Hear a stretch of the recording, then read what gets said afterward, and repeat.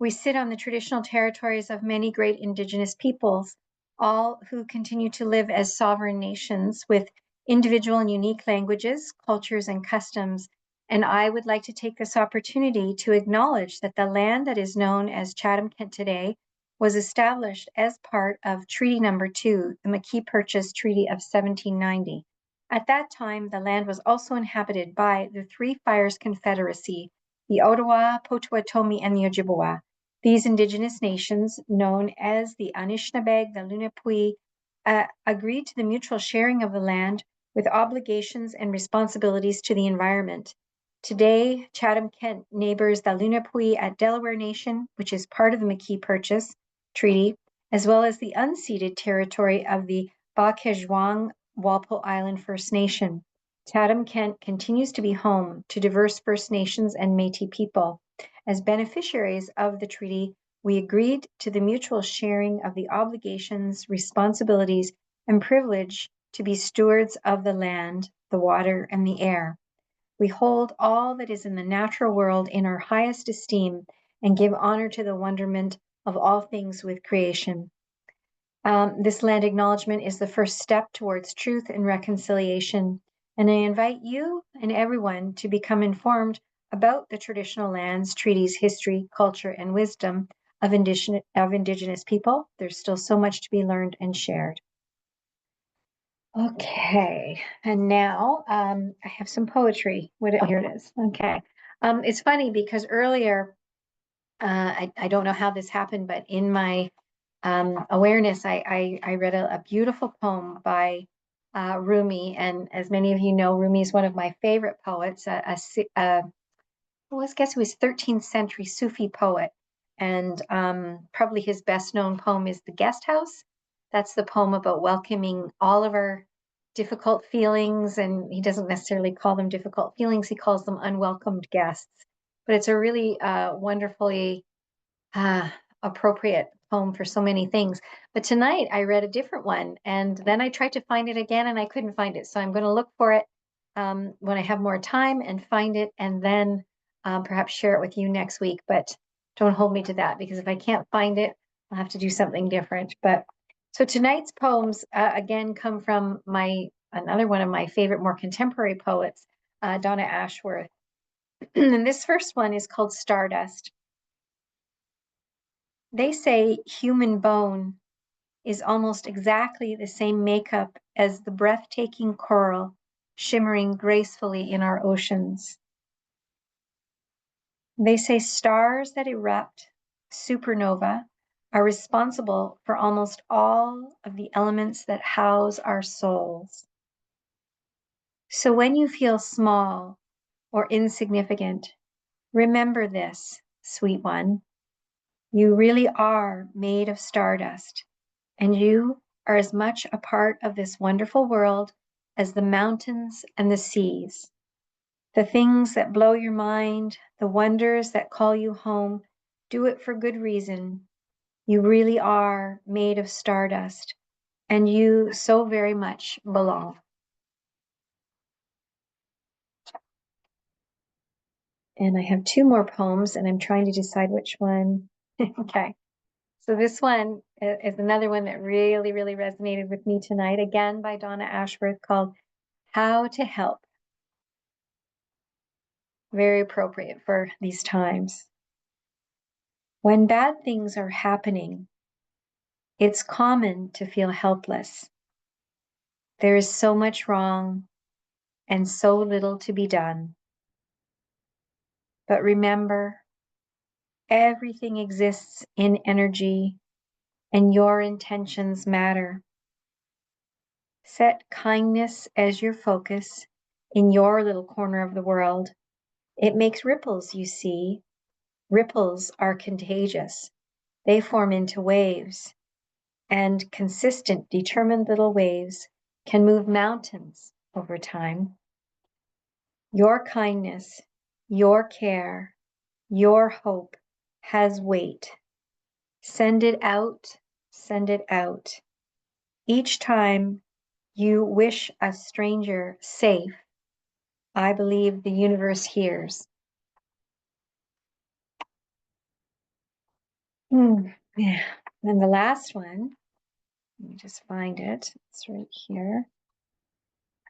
This one, again by Donna Ashworth, is called Their Light Will Find You.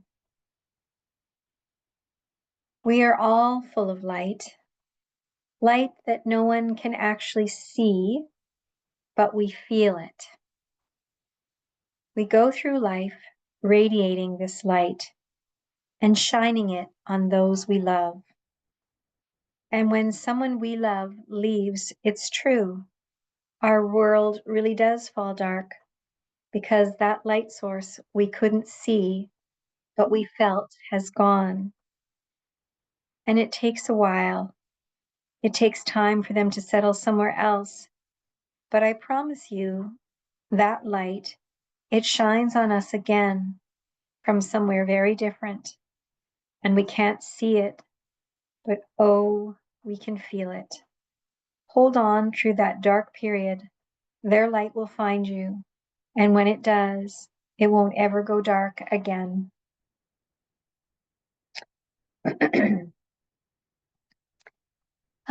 So as I mentioned in my email invitation to you folks, things are pretty grim right now in many ways. Some of those things are happening to you personally, and some of them are happening to all of us in the world right now. And it was suggested to me that there's a lot of anxiety and a lot of illness and a lot of pain.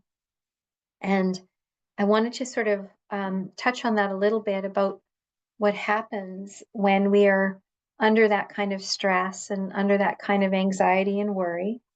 And so tonight's meditation is going to be about body awareness and somatic experiencing. And then I'd also like to sort of give examples of how we can talk to ourselves in soothing ways, because it is what is really needed. We have to sort of have a kind internal self-dialogue. And I say that because I think, take for granted that people know how to talk to themselves, but maybe you don't. And I probably will just give you examples of the kinds of things that I say that I find really helpful. But I'd like to make room for you to be able to think of things that you find helpful or soothing. And also I mentioned the idea of using mantras. And for those of you who aren't familiar with what a mantra is a word or sometimes just a gesture of kindness and wisdom. And sometimes these words are in different languages. Sometimes they're in English. Sometimes they only have significance for you. Anything can become a mantra. The key is that it's something that's meaningful, something that's easy enough to repeat, that you won't forget, and that it has, as I said, meaning for you, and perhaps can even soothe you or ground you. So that's the sort of definition of a mantra.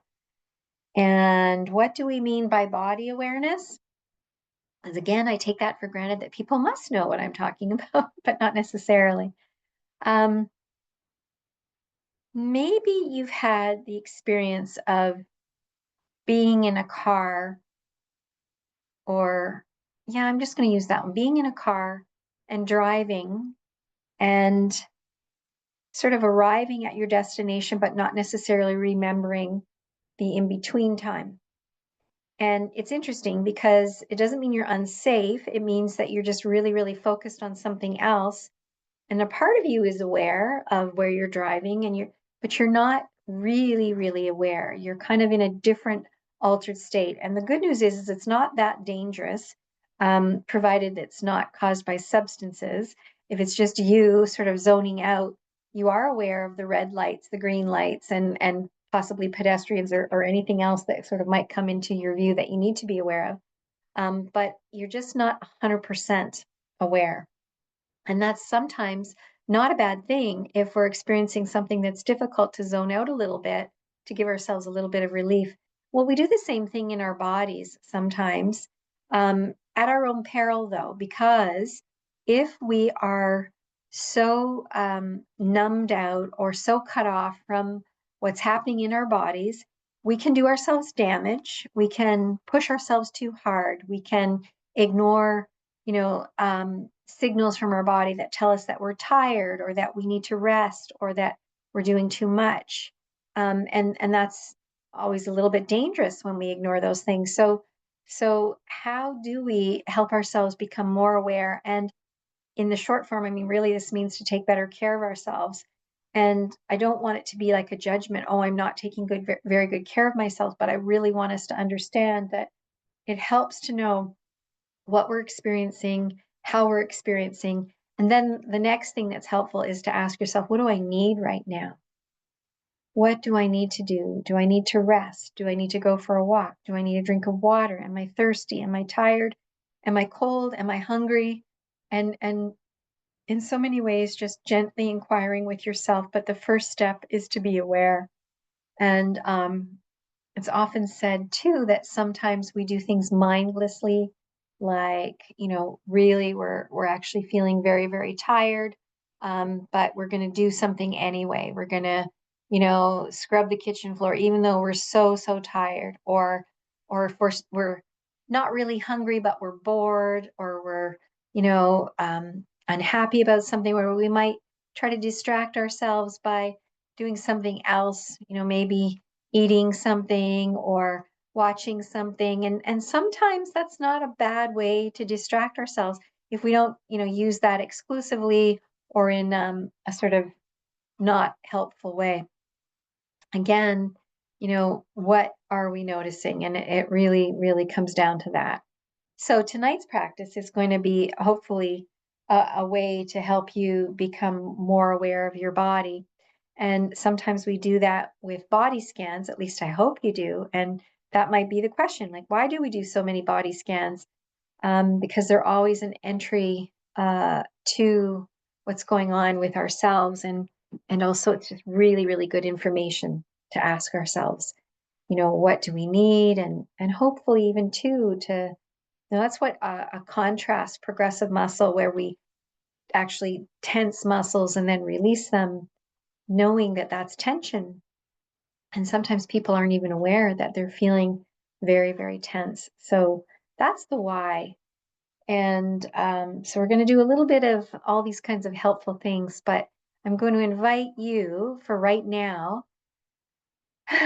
to, you can have your eyes open or closed, but as I always like to say, when we close our eyes, we're actually bringing a little bit of rest to ourselves. And when we close our eyes and they close, there's moments of rest in between. And so you can go ahead and close your eyes and know that you'll bring some rest to your hardworking eyes, or you can leave them open. It's really up to you. If you're going to leave them open, just cast them downward. And that's kind of another way to rest, because you're not looking at a lot of stimulating things. So I'm just going to start something up here. Okay.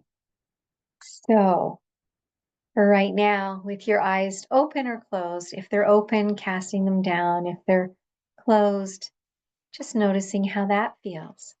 And right now, like opening your eyes, closing your eyes. What are you able to notice about those sensations? What happens when you open your eyes and you're sort of bombarded with all the stimulation, the light, all the different things to look at in your environment, and then you close your eyes, shutting out all that stimulation, but still perhaps able to see the light beneath your eyelids, but just noticing that. So we went to our eyes because we started there, but now I'm going to invite you to go to your feet. Go to your feet and notice the posture of your feet, how they are right now. Are they resting on something? Are they flat on the floor? Do you have footwear or socks? What are you able to notice about your feet? And what happens when you do bring some awareness to your feet. Sometimes doing this can bring a tingling sensation or a warmth, or maybe nothing at all. But with some gentle curiosity, noticing what happens when you become more aware of your feet, noticing whatever it is that you might be experiencing. And again, maybe there's nothing, but maybe there's something. So just checking in with yourself, what you're able to notice about your feet. And then I'm going to invite you to point your toes down or up, but just do that for a second or two and notice what's happening. There's tension, maybe there's tightness, maybe there's a little discomfort. And taking a breath in. As you exhale, let go of that particular posture. If you've been pointing, just release that. If you've been doing anything else, and then notice the sensations that come from that experience. Just pointing your toes in that way.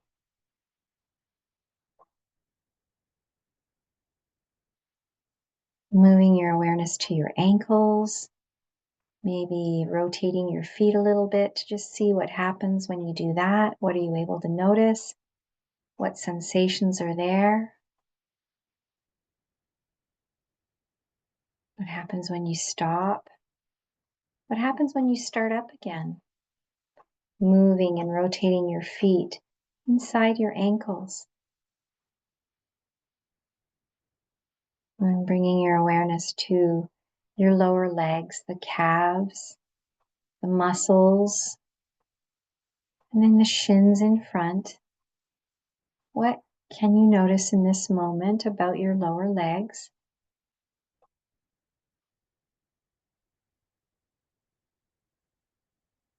And then if you want, but it's not necessary, but just do something, either hyperextend your feet or point them, or just specifically tense the calf muscles in your legs.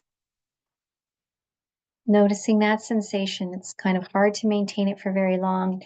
I'm doing this and I'm getting a little bit of a Charlie horse in the muscle in my left calf.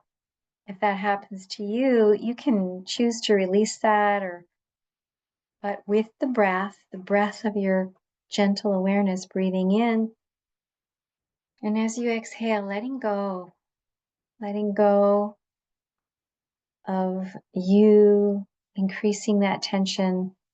And now you're deliberately releasing that tension from your calf muscles, from your shins.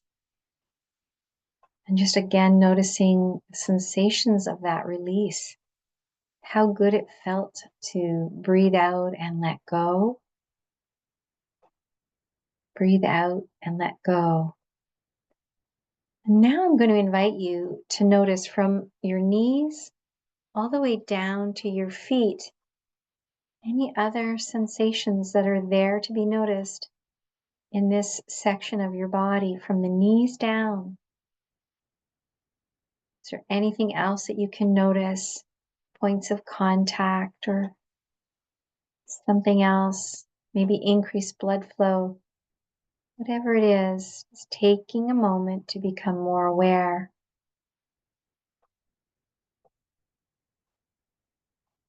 And bringing your awareness now to your knees. The bony kneecap and the soft underside of your knees. Whatever you can notice. And sometimes to increase our awareness, it's nice to just sort of touch those parts. So you can perhaps put your fingers on your kneecaps if you're able to do that, or bring them around to the soft underside of your knees. And maybe even just a little bit of self-massage there to really help you become more aware of your knees. Whatever you can notice.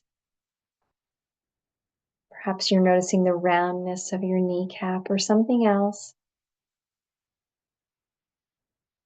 And then with breath in and out, We can let go of our awareness of our knees as we bring awareness now to our upper legs, our thighs. And I don't know about you, but perhaps your hands are resting on your upper legs, your thighs, or maybe they're not. Maybe you're able to really sense into the points of contact as you sit on your sit bones and the back of your legs, noticing points of pressure or contact. Maybe there's warmth or tingling or some other awareness that you can have about your upper legs. And then I'm going to invite you to tense those large muscles, however you can do that, to just bring some tension to your upper legs. You might just want to tense your buttocks and then notice how tense your legs become when you do that. If you've got another way of doing it, go ahead. But hold that tension. Notice that tension and how pleasant or unpleasant it is. Notice that there might be an urge or a desire to release that tension. So go ahead, breathe in deeply, and on the exhale, let go of that tension. Release that tension. And as you do, notice how tension is replaced by other sensations. Maybe there's a warmth, or maybe there's a relief and a relaxing feeling. Whatever you're able to notice about your upper legs, your sit bones. In this moment, noticing points of contact perhaps, or maybe your clothing or the cushion of what you're sitting on, whatever it might be. Again, more and more awareness of you and what you're able to sense. We'll move our awareness now to our abdomens, our core. So we've got our low abdomen and our lower back, in back, and our bellies in front, and our mid back, in back, front body, back body, ribs, vital to life organs that are happening. Whatever you can notice about the middle part of your body. So the area between sit bones and your collarbones. That might include your shoulder blades in back. Mostly we're focusing on our middle body, the ribs, the movement of our breath at the belly, at the chest. Noticing whatever sensations you can notice about this middle part, the trunk or the core part of your body. What do you notice when you breathe in and out? You know, maybe some of you have had supper, so there might be digestion happening. Maybe you're able to notice the sensations of your clothes around your body. Maybe you're able to notice other points of contact as your back rests on the surface, whatever it might be resting on. What happens when you take in a particularly deep breath in and really expand your belly? And then when you notice the urge, breathe out, letting go, letting go. More and more awareness of your body.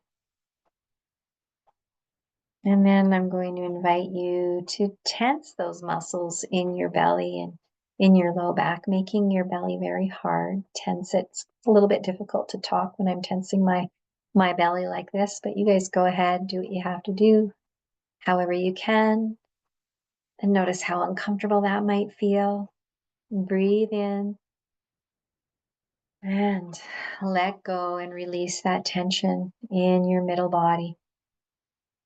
Letting go, letting things be soft. Noticing any sensations. Maybe there's relief to be able to let go as you did. We can hold a lot of tension and a lot of anxiety in our cores, in our abdomen. And so some of you might have a need to do that again, just to tense up, tense those muscles, making your belly hard. Breathe in and let go, letting go of any tension or tightness or anxiety or uncomfortable, just letting go and releasing. Noticing how it feels to let go and to release in this way. Just checking that your belly is feeling soft, soft. Sometimes we tense muscles in our bodies without even realizing it. And this happens to me quite a bit. And then I kind of check in with myself and notice that, oh, I'm tensing. And a lot of times it's tensing my sit bones because I do a lot of sitting, or I'm leaning forward, so there's tension in my low back. Or when I'm standing, sometimes there's just tension in my upper legs. And don't beat yourself up. Don't get frustrated with yourself, but gentle invitation once you're aware to let go. Oh, I'm tensing, and you can on purpose release and allow all those places of tension or tightness to be soft. And then you move on and you do something else, and suddenly the tension's back. And every time you have awareness that you're tensing or clenching or holding or guarding, take a nice breath in and release and let go. It's not a problem. It's not a problem at all. It's just you preparing yourself for something that comes next, whatever that might be. And mostly we're hoping that it's going to be a pleasant something, but it's not always a pleasant something. And because we live in this world right now, there's a lot of stuff that's going on that impacts us, even if we don't think it does. It does, because we live in this world. We're human animals. We connect, we feel things, we see things, we hear things. And some of that gets inside. And when you notice that you're clenching or on guard or tensing, you can take a nice breath in and sigh it out and let it go and let it be soft, just like that. Just like that. And now let's bring your awareness to your upper body, and we're going to, in this way, we're going to include shoulder blades and collarbones and shoulders and arms and hands. And I'm going to invite you to first bring some tension and tightness on purpose deliberately. So, and I do this by clenching my fists and then letting all the muscles in my hands, my wrists, my lower arms, my upper arms, and my shoulders. And I even hike up my shoulders, like I'm trying to touch my shoulders to my earlobes. And I hold that tension, and it's very uncomfortable, and it's really hard to breathe deeply. Just notice that tension. And in a moment, I'm going to invite you to breathe in just as deeply as you can. And as you exhale, let go, drop those shoulders down, unclench your hands, let your arms drop comfortably. And in this way, let them be gently pulled away from your shoulders. And if it serves you, taking in a deeper breath and exhaling, letting go of that tension, tightness that maybe has been accumulating all day. Is there anything else interesting that you can notice about your hands, your fingers, perhaps surface that they're resting on?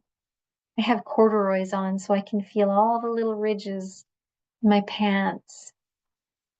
What can you notice about the tips of your fingers and your fingers? Maybe wiggling them a little bit to let the blood flow, and notice any other sensations in the tips of your fingers, the aliveness, the warmth, the coolness, the relief to let go of that fist that we were holding tightly in your hands, in your wrists, in your hard-working lower arms, in your elbows, the insides of your elbows, the large muscles of your upper arms and shoulders, and the thick bands of muscles that connect your shoulders to your neck, and your shoulder blades and your collarbones and all of it.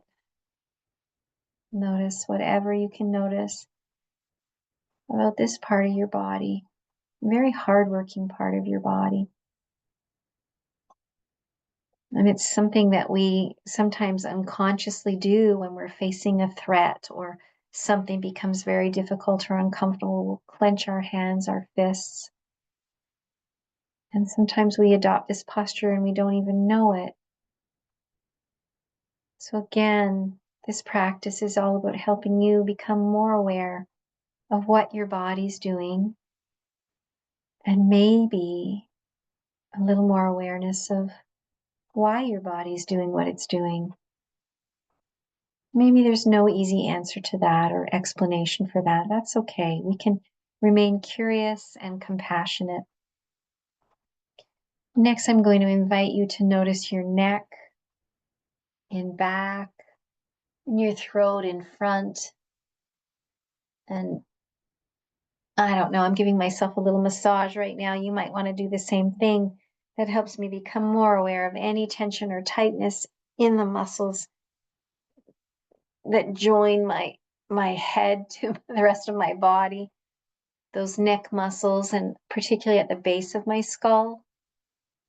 This is a little bit of a polyvagal massage because that vagus nerve is very close to the surface of our bodies there, right around our ears, in back and in front, and even a gentle massage of your ears. And then just drop your hands and notice whatever sensation you can notice about your neck and your throat, base of your skull, your ears. And I don't know about you, but that felt really good. And I think a lot of tension gets stored in my neck from looking at computer screens or tilting my head, looking around. What are you able to notice or become aware of about your neck, your head, your ears? And then bringing your awareness to your face, and maybe you're aware of any tension or tightness in your jaw. I'm going to invite you to give a little gentle massage of those pretty powerful mandible muscles around your jaw, and open and close your mouth, maybe even a little jaw wobble. And it's kind of causing me to want to breathe a little deeper. If that's happening to you, that's really normal. You can be aware of your chin, your lips. And sometimes, to increase my awareness, I touch these parts of my face because it does increase my awareness of that.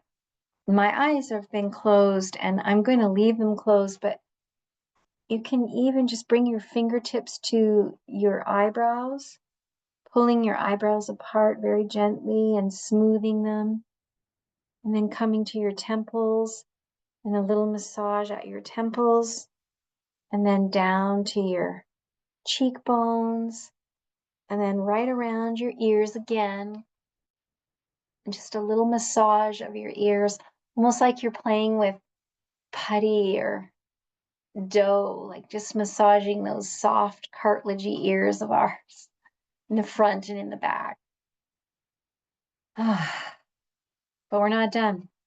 I'm going to invite you to give yourself a little scalp massage, like you're shampooing your hair, but without the suds, just rubbing your fingers all along your scalp, in the front, in the sides, and in the back, making sure to do that base of your skull and even the top of your skull. Noticing any sensations that are there. If you're feeling your hair or bumps in your scalp, whatever you can notice. Taking a breath in and out. And for the next 60 seconds of clock time, I'm going to just invite you to scan gently through your body again, noticing any sensations. Again, the goal is to help you become more and more aware of body sensations. Whatever you're able to notice. And also, it never hurts to follow your breath sometimes, breathing in and breathing out, inviting yourself to become aware, more aware of whatever's happening in your body right now. So let's just have about 1 minute. It's going to seem like a long time of silence where we just let you explore and feel and become more aware of your own body. So go ahead and do that now.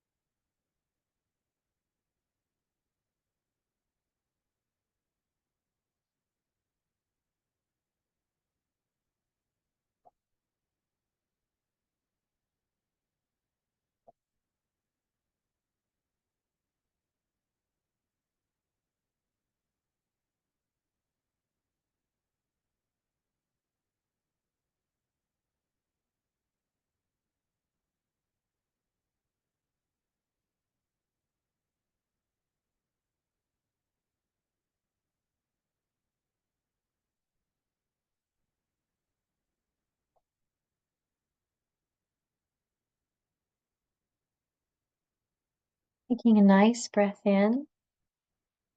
That was 60 seconds. Nice breath out. And right now, it's also helpful to know a little bit more about what you're thinking, what you're noticing, about your thoughts perhaps. How was that experience for you? Or are you on to something else? Because all of it is really normal part of being a human being. We have so many things to think about and solve in our daily lives. And knowing too that you have perhaps more say over what you let your mind rest on or what you let your mind go to. And I have some interesting things to share with you about that. Let me just find that. Yeah. Mhm.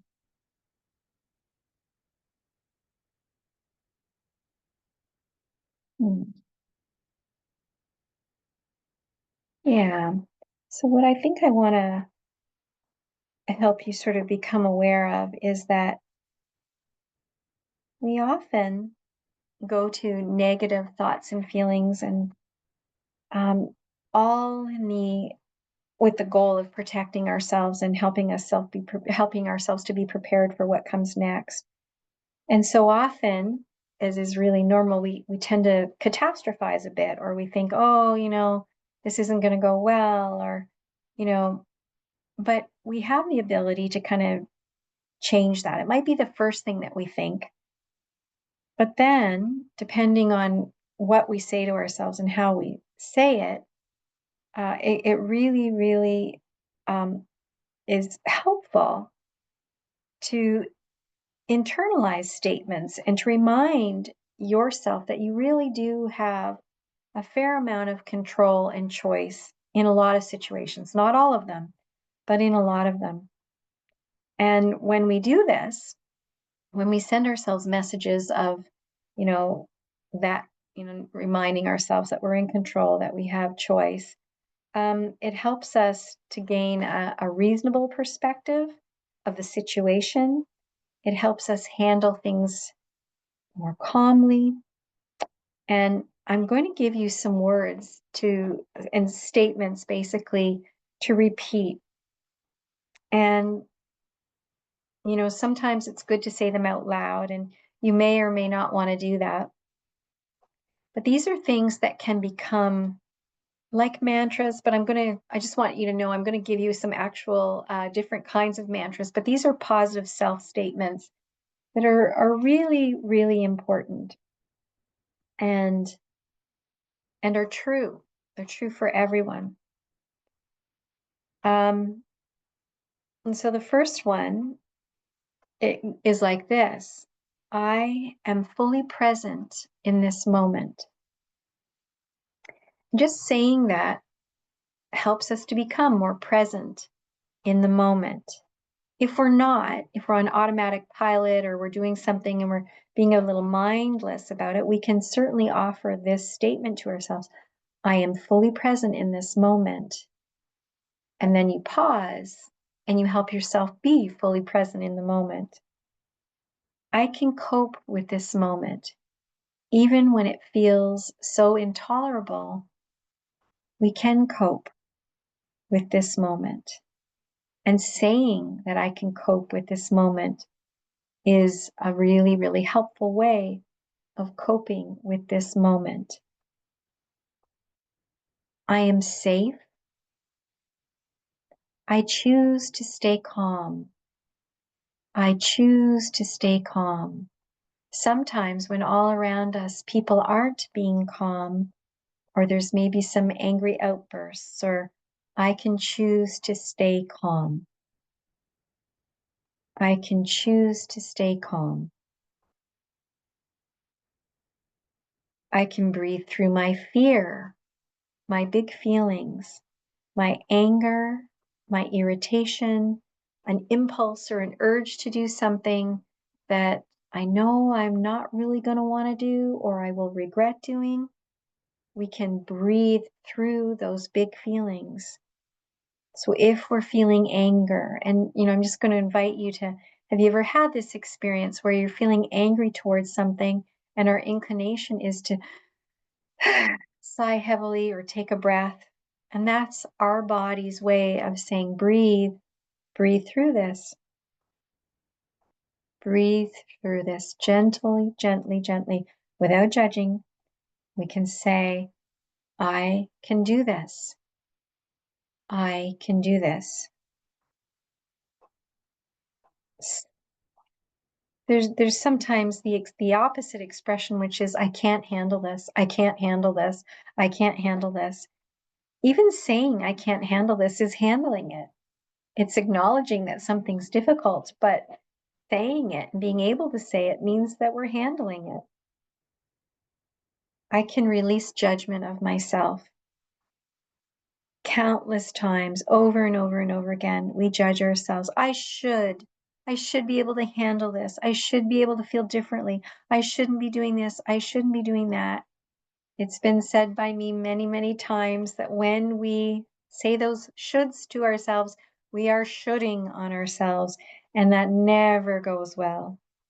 Can you release those judgments? Can you say things like, well, this is really hard in this moment, and I'm going to find a way to get through it, and I can do it. I'm safe. I choose to stay calm. Those kinds of things. What if we're judging someone else and we know that our judgments are causing us to shut down or shut out someone else when our inclination or our desire is to be open and kind, but we're so frustrated. I do this a lot with the news. I'm so frustrated, and it doesn't help to sort of increase that tension and tightness in my body. What if I let go? What if I let go of those judgments of, someone or something or some situation? And really what I'm deciding to do is let go of the tension that I feel as I understand or come into more awareness of a certain situation or a certain thing that someone is doing or saying. I can let go of that. Why? Because it's not serving me. This is not an emergency, it's anxiety. It's not an emergency, it's anxiety. We all know what anxiety feels like. It can feel like it's an emergency, but is it? Is it really an emergency? Another helpful thing to remember is that we can all be uncomfortable and we can survive. We can be uncomfortable and survive. We can say things like, I've been uncomfortable before and survived. I've experienced things like this before and I have survived. So some of these phrases, some of these things that I've shared with you, hopefully something resonates with you and you may choose to write that down or repeat it. But the key, and it's been said by me before, the key is repetition. To repeat, repeat, repeat. Even if the first time you say something, you don't really feel it, you don't necessarily believe it, the key is to repeat, repeat, repeat until you create some space between yourself and the uncomfortable thing that you're experiencing or the thing that you're feeling most angry about. It does help to have space between yourself and those things. Integrate this, store this, repeat it. It all reinforces it and embeds it in you. And that's the goal. We want to just keep repeating those things. So those are some self-statements that can really, really be helpful in times of conflict or difficulty. So again, hopefully something resonated, one or two things really resonated with you. And maybe in another moment, you can write those things down. That's really quite anything that is comforting to you that's true. And the other thing that's really, really helpful is to pair those statements with deep breathing. So we can say, I've been through difficult things before and I found a way to cope. Breathe deeply. I am coping with this, as difficult as it is. Breathe deeply. This represents a lot of the self-talk that I do. And sometimes I'll say even sort of kinder, gentler things, but that's not everyone's style. But I don't mind sharing with you that sometimes from time to time, I will call myself a little name of endearment like, oh, sweetie, that was really, really hard, but you did it. You did it. You got through that. Take a nice breath in. I mean, I talk to myself like I'm my own little coach or something. I don't know, but it's kindness because I need that. It's hard sometimes, very, very hard.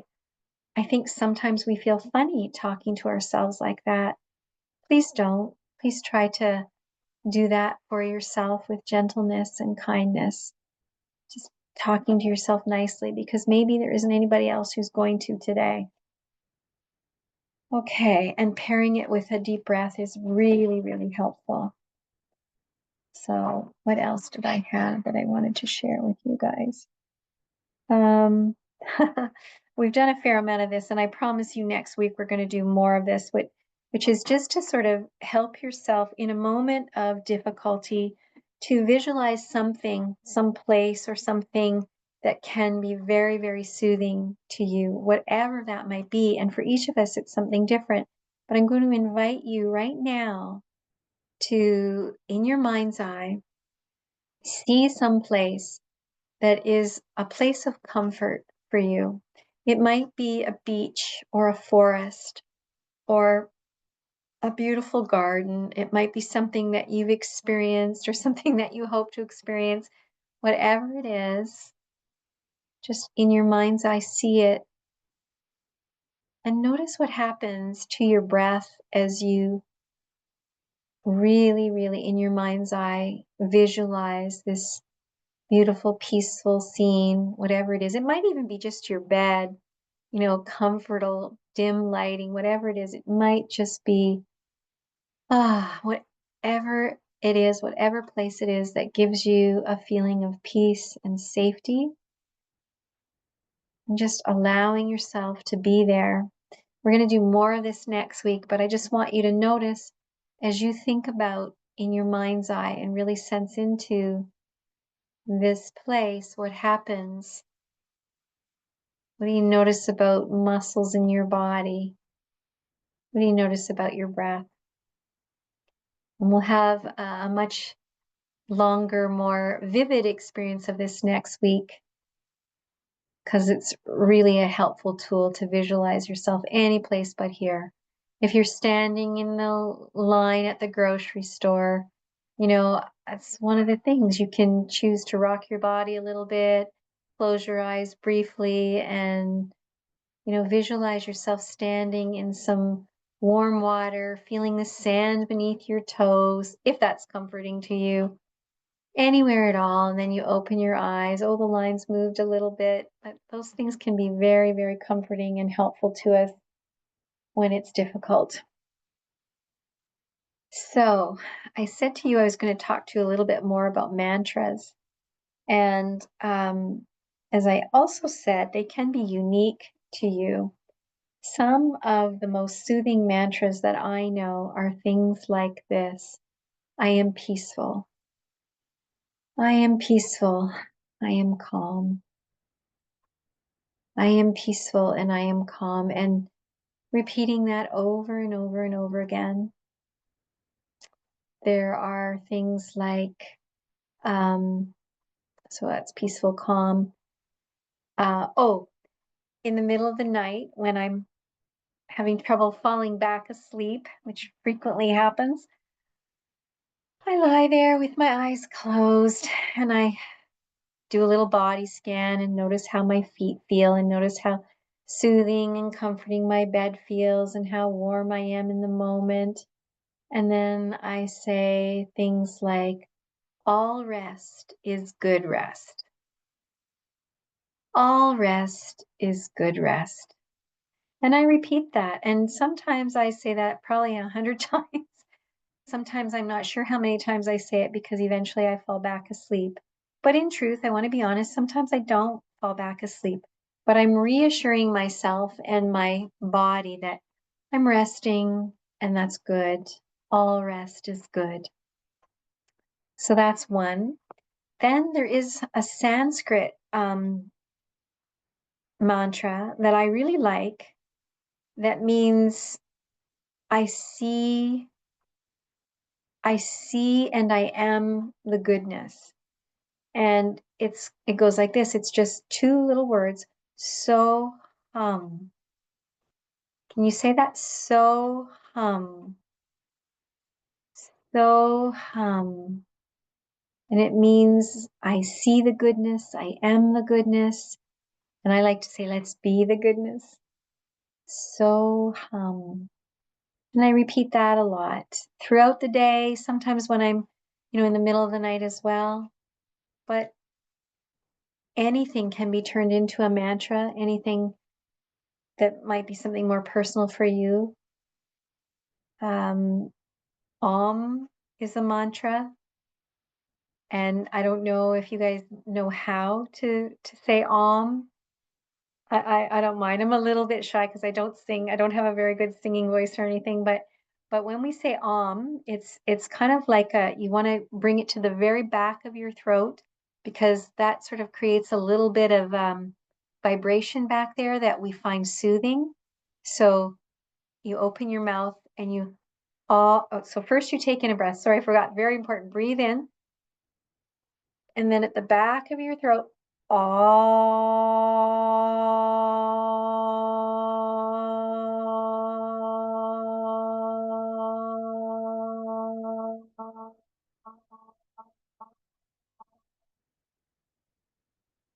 like that.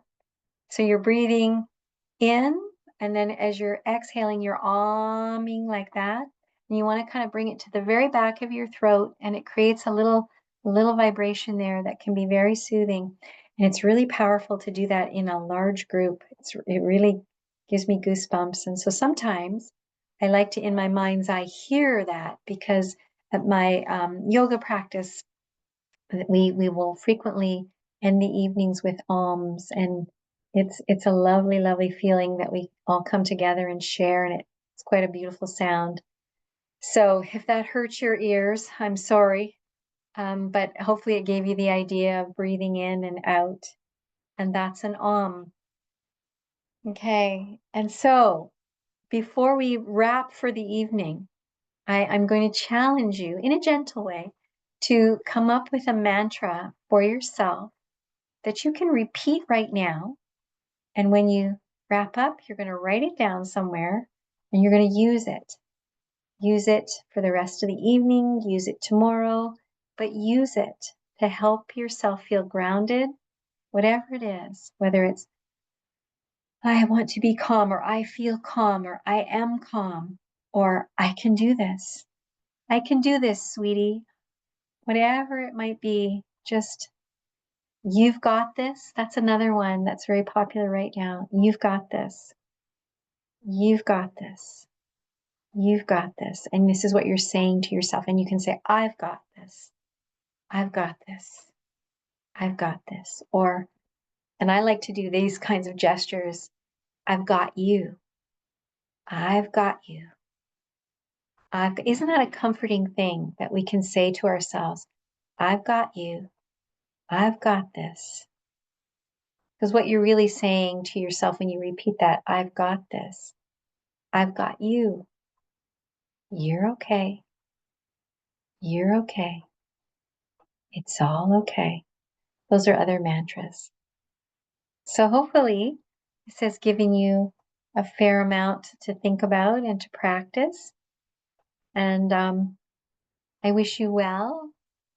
And I'm going to say namaste. I'm looking at all of your names. And most of you I know, or I know what you look like anyway. Some of you I don't. But I just want you to know I'm sending so much appreciation and love and care. And you've got this.